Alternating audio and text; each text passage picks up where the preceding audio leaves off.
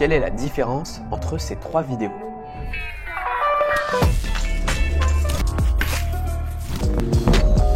En apparence, elles sont relativement identiques. Pourtant, elles ont été réalisées par trois vidéastes différents qui ne se connaissent pas aux quatre coins du monde. Comment c'est possible? Simplement parce que ces trois vidéastes se sont inspirés de la même personne, Daniel Schiffer. En 2019, il prend d'assaut YouTube avec des vidéos de publicité de produits au style unique. Il cumule des millions de vues, il regroupe plus de 2 millions d'abonnés.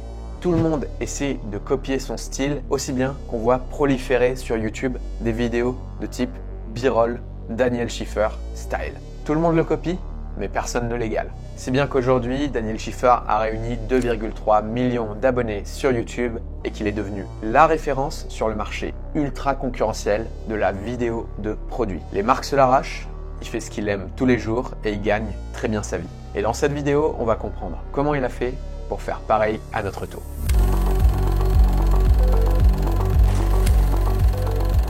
Le moins qu'on puisse dire, c'est qu'il a créé son propre style. On peut voir des gens faire du Daniel Schiffer. Aujourd'hui, on voit beaucoup de vidéos comme ça, mais à l'époque, il était totalement précurseur. C'était absolument nouveau, ce style de vidéo-là, avec des plans très léchés et des transitions très travaillées. Et ce qui lui a justement permis de créer son propre style, c'est la spécialisation. C'est en disant non à toutes les vidéos de mariage, toutes les vidéos corporate et à tout ce qui ne fait pas partie de son projet qu'il a pu devenir vraiment bon dans sa catégorie. D'ailleurs, quand on regarde une vidéo de Daniel Schiffer, on s'aperçoit que rien n'est laissé au hasard. Le moindre détail est travaillé et même un plan de 2 secondes peut demander des heures de travail. C'est d'ailleurs ce qu'on comprend quand on regarde son format phare sur YouTube, Behind the Scene, où il nous montre les coulisses de la production de ses vidéos. On peut voir qu'il fait ça dans son garage, dans sa cuisine, que de l'extérieur, ça ressemble un peu à rien, et en fait que le produit fini est digne d'une pub télé. D'ailleurs, c'est ce format Behind the Scene qui lui a réellement permis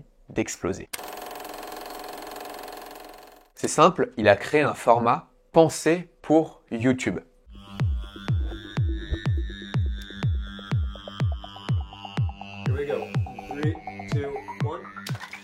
Tout au long de sa vidéo, le suspense est entretenu jusqu'à la révélation finale du rendu de la pub qu'il est en train de tourner. Ça va lui permettre de nous partager ses meilleurs tips pour faire des vidéos de produits impactantes et ça va avoir un côté très ludique et addictif à suivre. Par exemple, ce Behind the Scene dans lequel il montre comment il a réalisé une pub de pizza a été vu plus de 7 millions de fois. C'est littéralement plus de 7 millions de personnes qui l'ont vu en train de travailler, en train de démontrer son expertise, en train de montrer de quoi il est capable. Imaginez le nombre de demandes clients que vous devez recevoir après une vidéo comme ça. D'une part, ça va créer de la confiance massivement parce qu'on le voit littéralement en train de travailler.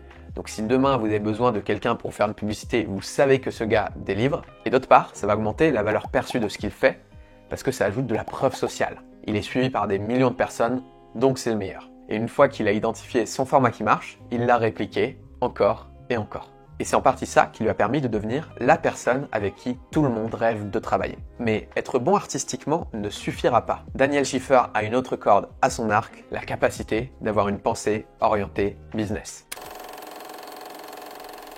Pour augmenter la valeur qu'il apporte à ses clients, il va utiliser 3 leviers. When I think of adding value in the context of a video business, I think of it in 3 ways: quality, service, and efficiency. Our clients are more so fixated on the marketing aspect and the effectiveness of the video. So if they say something like, "Can you remove the second shot and then make the third shot a bit longer?"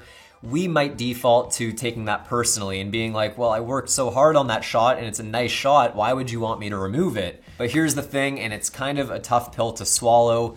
The client is usually right. Believe it or not, I've done a lot of projects where at the time I thought the client's feedback was maybe a bit ridiculous or unnecessary. And then I look back on it maybe a year later and I'm like, they kind of knew what they were talking about. The point being that if you could see things from the client's perspective, this will make the revision process so much smoother. It reduces friction. It can even help you down the line with future projects in that it will mitigate some of the revisions you might face later on. Donc au final, la force de Daniel Schiffer, c'est que c'est un artiste polyvalent qui est capable de tout gérer au sein de son projet. Learning how to wear a lot of different hats and do a whole bunch of different roles can help greatly with efficiency. I actually produce, direct, DP, and edit all of my own projects, which obviously streamlines the process because I don't work with huge teams who all have to be on the same page. This also greatly reduces costs, but I will still have 1 or 2, maybe 3 people helping me out on a shoot depending on what it is. But most of the time, as many of you have seen on my channel, it's usually just me and maybe one other person.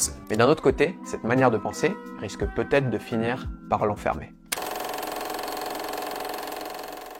If you want to make more money making videos, you either have to increase the value or the quantity of your work. Now, in my experience, that quantity route, that sheer volume approach has not exactly been sustainable. For one, there are only so many hours in a day, only so many days in a year. So right off the bat, we're limited to how much time we actually have available to us. Daniel Schiffer pense comme un artisan, donc dans ce paradigme-là, il est forcément borné par son propre temps de travail. Et donc, il se retrouvera toujours face à un dilemme de devoir travailler plus s'il souhaite gagner plus. And if you have any aspirations of having a social life or a family life, taking care of your physical and your mental health, sleep, exercise, then working 16 to 18 hours a day, 7 days a week isn't exactly sustainable, and it certainly isn't for me. Et s'il existait une autre voie possible? Aujourd'hui, Daniel Schiffer est devenu l'artiste de référence que tout le monde s'arrache.